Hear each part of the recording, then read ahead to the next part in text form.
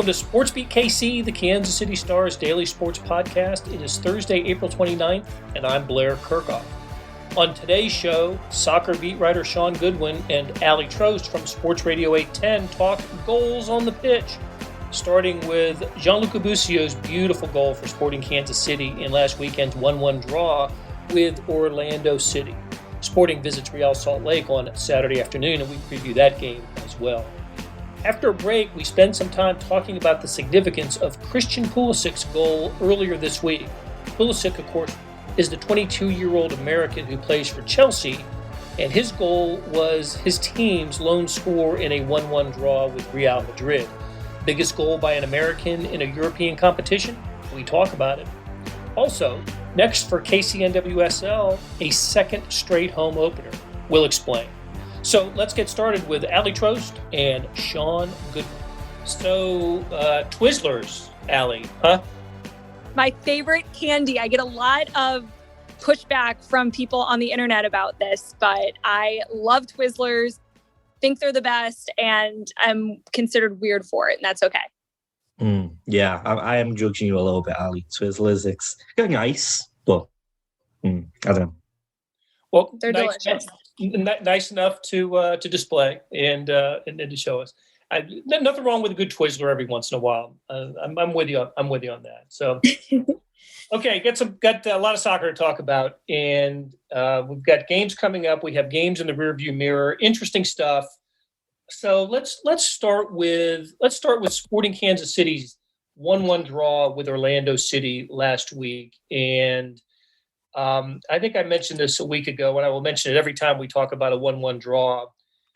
It stinks if you score. If your team scores first, it's, you think you're going right, but if your team scores second, you love the 1-1 draw. Orlando City scored late and got out of Children's Mercy with a tie. But what I wanted to talk about first was Gianluca Busio's goal. I thought that was fantastic. Allie, what did you see on that, and are we seeing the next level Gianluca Busio? Yeah, I mean, I think that we're starting to see the more confident that Busio gets and the more minutes he plays, even in a position that's not his natural position, like the 9, which he's been playing here in the last 2 games for Sporting Kansas City. You're just starting to see a player, and Johnny Russell talked about this in his media availability on Thursday.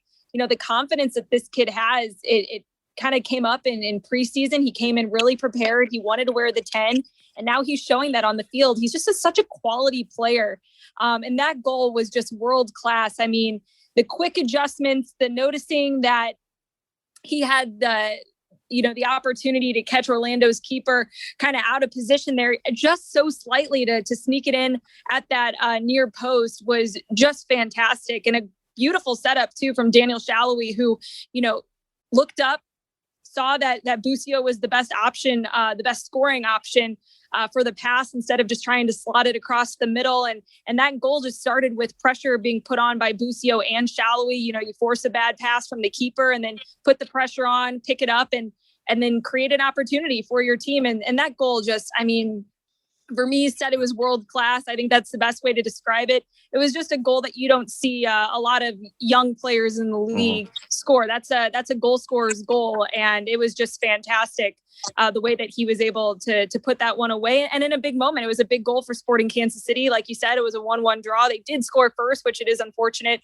that they did concede, but Orlando was knocking on the door. And if Orlando hadn't scored in that game, given the disallowed goals and just the whole VAR situation, and I thought, a team that did have some good scoring opportunities in Orlando, I think would have been pretty frustrating if you were on the purple side. But credit to Gianluca Busio. Again, not just having a great start to the season, but doing so in a position that's not his natural one at the attacking midfielder spot.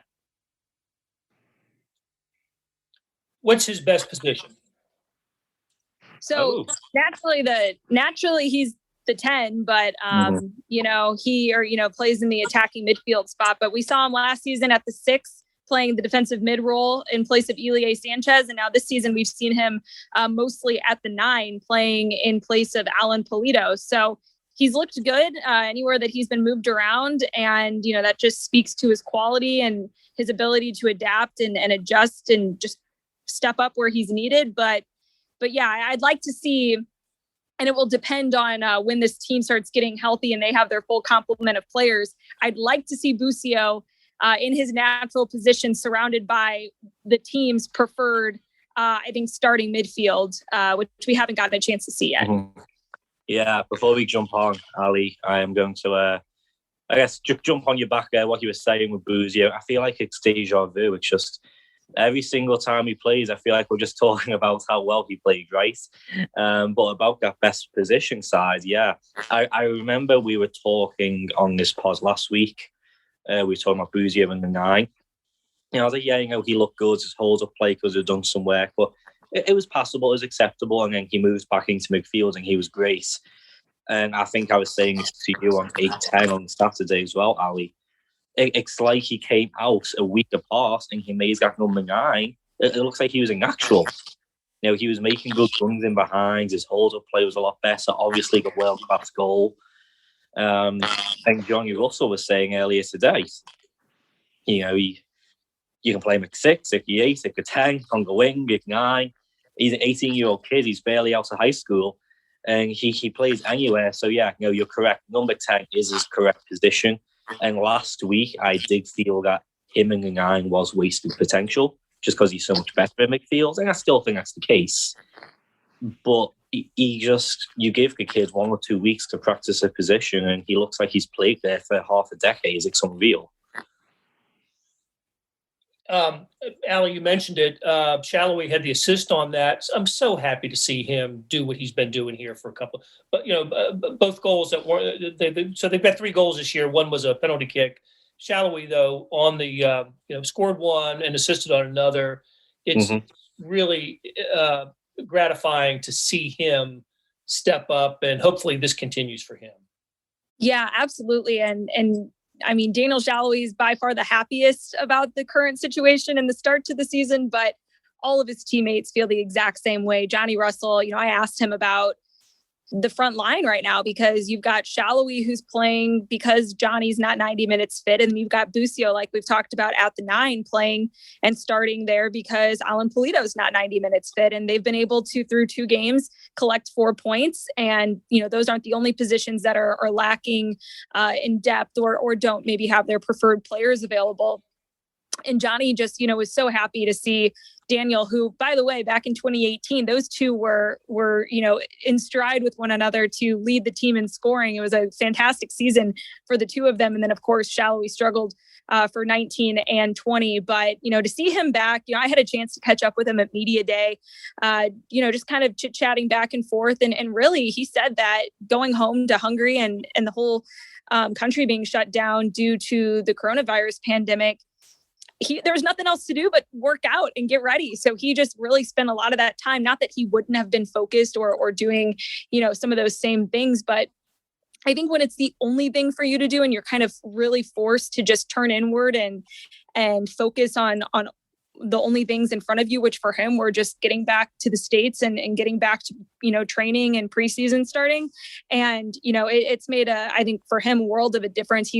I think the biggest thing that I've noticed in his play is that he looks more confident. And that was something I think in the last 2 seasons, even though he didn't get as much time out on the field, especially last season, even when he did, he looked a little bit out of place. And now I think he's playing with a lot more confidence, which for someone who prides themselves on being a goal scorer, you have to have that confidence. If you don't have that piece, it's going to show up in your game in a lot of different ways. And so now that he has that back, I think we're going to see a lot more creating, like we saw on the assist, and goal scoring from Daniel Shalloway. Exact fabled contract year. Yes, that too. Yeah. So in honor of Therese Paylor, who always said the contract year is undefeated. Mm-hmm. Yeah. Yes, exactly. So the other interesting thing I heard about Daniel, and I think it was with an interview with Nate Bukaty on the Border Patrol, was he brought his dog over with him as well on the plane from home from Europe when he came over here, and it was tough to keep him in the bag on the flight over. So, all right, we got Real Salt Lake coming up on Saturday. I don't know if we still call it a rival, but always interesting when Sporting KC plays Real Salt Lake. It's in Salt Lake, so a late game on Saturday. What's a good 30-second scouting report on Real Salt Lake, Shaun? Yeah, 1 p.m. on Saturday, I believe. Oh, I'm sorry. It's an afternoon game. Yeah, afternoon. So that's good for us, right? Absolutely nice good for us. But yeah, no, Real Salt Lake, I mean, yeah, in recent years, Salt Lake has kind of dropped off the wagon a little bit, and it's a little bit tougher to call it a rivalry game. But it's one of those games where, no matter how poorly, how good either team is doing, there's always going to be, they're always going to put up a fight. And, Real Salt Lake, they'll put up a tough game like they always give, and going to Salt Lake City is always a tough one as well. So, Salt Lake won their first game of the season too. So if we're talking about all of this, heck, they could have a great season. It's not like, Sporting, there's a terrible 2020 and then came out, 2019, and then came out flying in 2020. So you never know. I don't think based off last year, Sporting KC fans should walk into this game expecting an easy dub, because based off that first game from Salt Lake, which they won, everything kind of points towards it being yet another difficult rivalry game, so to speak. Definitely. Go ahead. Definitely a new look Real Salt Lake team. It's not going to be the team, like you mentioned, that was, rich in that rivalry, that hatred between both sides. Some of those players have come and gone, but one player to watch for is Anderson Julio, the winger that they acquired from Liga MX. He scored the brace in that game winner, or, the game-winning brace in that first match against Minnesota United, which a very tough team, as Sporting Kansas City fans can attest to from the playoffs last year. He's going to be one to watch in this game. We talked with Brian Dunseth, commentator for Real Salt Lake on the Sporting KC show this week, and he said this is a player that the club had their eye on for a while. They finally have the chance to bring him over, and had quite the debut in Major League Soccer and quite the game there. So he'll be one that Sporting Kansas City fans should have an eye on in that game, and certainly Sporting KC will have an eye on in that game. So you can never underestimate Real Salt Lake, and I think a lot of the unknowns about them just make them even more dangerous. You never know what a team can prove on just any given match day, and especially so early in the season, as all clubs are trying to figure out their identity and what they have or don't have. I'm curious how David Ochoa will react as well. Was he a 20-year-old goalkeeper who kicked the ball into the stands after the Minnesota game, and he was fined an undisclosed amount, so he'll be available. But he's a kid who seems like he's got a bit of a hot head on him. So we'll see how two young keepers facing off in this game. So unless McIntosh plays, of course, they can't guarantee. But yeah, no, it'll be fun if it's Pulskamp and Ochoa. Which is a good way to transition into no Tim Melia now. And so what is it continues to be no Tim Melia. What is the injury report for Sporting? I know Peter Vermees was asked about that today. Yeah, honestly, nothing massively new to report. He didn't really have anything to report, to be honest. He says that everyone's inching back. It's all positive, but you're not firing all cylinders. Russell and Please have obviously been putting in minutes. Ilya is, as far as we're concerned, still out again, not really firing on full cylinders, but that's a stacked midfield anyway. And then the big question, of course, being Tim Melia, which I asked about. Yeah, he's not even back in full practice. Yeah, he's out there, he's getting some reps in, but yeah, he's not even on full practice, so he won't be available this week. If that's the case, I doubt he'll be available for the following game either. So I think we still have a couple of games of the Pulskamp McIntosh show for the time being. Okay, hey, let's transition over to KC NWSL, the Fighting Wosos. Fighting Wosos. Yes. I like that. Had their home debut on earlier this week, fell to the Houston Dash 3-1. We'll have another game on Monday in the final game in the Challenge Cup series. This one against the OL Reign. What is the OL? I know where the Reign is. They're in Tacoma. Yeah. What does the OL stand for? It's Olympique Lyon, because it got owned by Lyon out in France. So yeah, it was obviously the Seattle Reign, but based out in Tacoma, I guess technically. But yeah, they were at least owned or bought out. I'm not sure of the specific split by Olympique Lyon, so it's now OL Reign. Okay, and Legends Field, are we confident this one's going to go to? Do we know, Ali? That's where they're playing. That the game will be at Legends Field.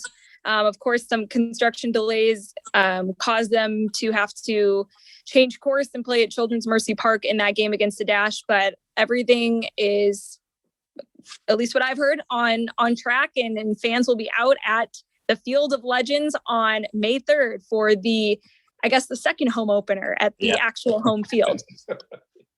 Well, there's no better source for this than Ali. So a great atmosphere on for the home opener at Children's Mercy when they played there. I heard Shaun say today on the press conference that he was so enraptured by the festivities that Johnny Russell walked by and he didn't even recognize him. I know. I was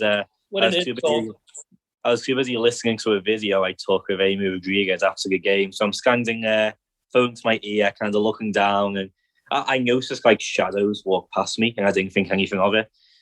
And I think it was Araceli. She mentioned that a couple of the players walked past. I was like, shoot, I just completely missed a bunch of guys, and now I feel like a bad person just ignoring them. But no, yeah, that was a great atmosphere out there. Even despite the results, 3-1, the fans were great at the start. After the first game, it was great. After the first goal, it was great. Maybe took the fans by shock a little bit. It was a great goal by Mewis. And I heard a couple of fans in the south stand start chanting, "Let's go KC," which kind of reverberated around the stadium. Super cool. The penalty call, that probably wasn't a penalty with Rachel Daly. Again, fans booing in unison, beautiful thing. And even after that third goal, the drum kept beating, the fans kept cheering, and of course, when Vasconcelos put that goal in at the end, 78th minute, the place erupted and there were fireworks instead of the confetti, which was cool to see. So yeah, it was a fun atmosphere to be in, and I hope that we keep a similar thing heading over to the Field of Legends on Monday. Yeah, totally agree.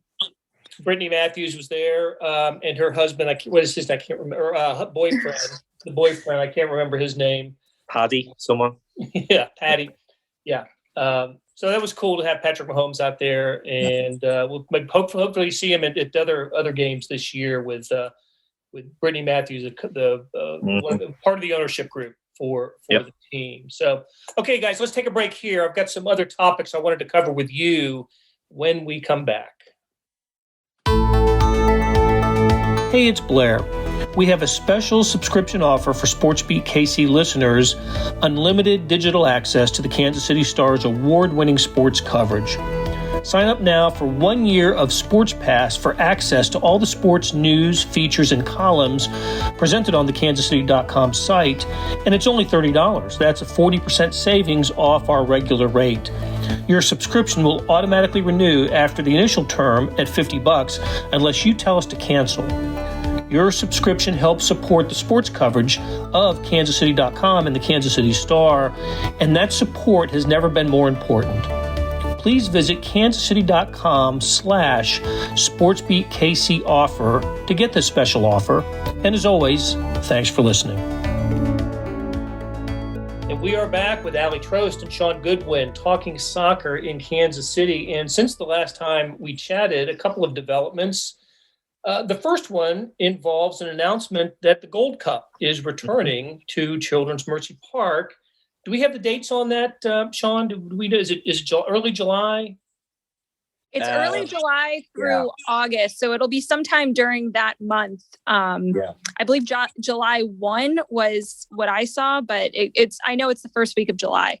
Okay, that's the window. It's going to be in July. And what is the Gold Cup? Yeah, the Gold Cup is essentially North America's version of, I guess the best I can say is the Euros. Obviously you have the CONCACAF, well, not CONCACAF. Ali, why is my mind blanking? The US hosted it a couple of years ago. We'll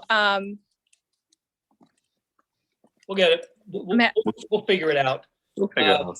But no, we know the teams. We know the teams are going to be in it. But what surprised me a little bit was that Qatar is one of the teams in it, and I thought, well, wait a second. I know Qatar's not in this hemisphere. So how did that happen? But I guess they were invited, and you can do that in the Gold Cup. Yeah. So I got also really off topic there. I am sorry for that, but yeah, no. So Gold Cup essentially, the North and Central Americas, Caribbean, and then an invited team from somewhere else in the world. So Qatar, however we're going to pronounce it. I think it's pronounced different in different countries. As a controversy, right?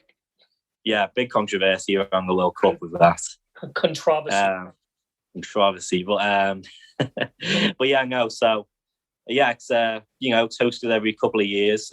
Sporting KC or Children's Mercy Park has hosted it on 3 separate occasions: 2011, 2015, and then 2019, and then now 2021. So this will be the first time it's hosted in back-to-back tournaments. But yeah, no, it's great for Kansas City. I mean, on all 3 previous occasions, the US men's national team has competed here. Not sure the exact reasoning behind that, but it might be because the official training facility, I guess, for the US, or one of them, is Sporting KC's. So that's going to play a big part of it, of course. So yeah, they haven't announced schedules yet or dates, but the hope is that the US will be here, and then they'll be playing either Canada, Martinique. Is that how you say that? Close enough. Martinique, and then a 4th team, which is in a preliminary game, which hasn't been decided yet, of course. So yeah, no, it's great for Children's Mercy Park. It's great for Kansas City, and not just the fact that hosting them, but as we head into the World Cup 2026 bids as well. Obviously, Kansas City is one of the 23 finalist cities, I guess, to hopefully host. I believe that's going to be trimmed down to 16 by, hopefully, I think, the end of the year or end of 2022. So it's coming around at the right time. I believe the committees, the host city committees and FIFA and whatnot, are going to start viewing all of these potential cities starting this summer. So for Children's Mercy Park to be hosting a game or 2 this summer, it's great timing for sure. Yeah, I mean, anytime that Kansas City, especially as they get closer with the World Cup bids and wanting to be a city that is a top of mind destination for some of sports' biggest events, and the NFL draft, being another one here in a couple of years. I can't remember if that got pushed back because of the pandemic, but 2023, I believe, is still the year in which that will be hosted here. So, I mean, it's great for Kansas City and the growth and just the, perception, not just nationally, but worldwide of Kansas City as a sports town and a destination for big events like these that are hosted in the U.S. Tell you, Kansas City and Children's Mercy have always shown well on with these events. It's great to have a full house, and I think part of it is when those international events come to Kansas City, they're not at Arrowhead, they're at Children's Mercy, where 20,000 in that structure looks a lot better than 20,000 at Arrowhead. Yeah. Mm-hmm. I guess before I go on, the competition I was thinking about earlier was Copa America. There you go.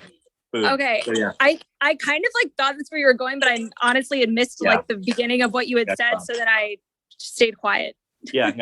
Copa America, North and South America. Gold Cup is just North America and Central America, technically. So that's what I was trying to say. Well, no, moving on. I'm on my Twitter feed the other day, and all of a sudden a burst of Christian Pulisic videos had hit. And so whenever he scores playing for Chelsea, it's big news. But this was even bigger news. Mm-hmm. So Chelsea playing Real Madrid. What was the significance of the Christian Pulisic. Well, first of all, let's define that he's an American, 22-year-old American soccer player. Mm-hmm. He's pretty good. He is pretty good. Yeah. Tell me about the goal. What the mean? It was a nice goal, by the way. It was a very nice goal. Yeah. I've had an internal battle in my mind over the last couple of months of who's better between Pulisic and Weston McKennie.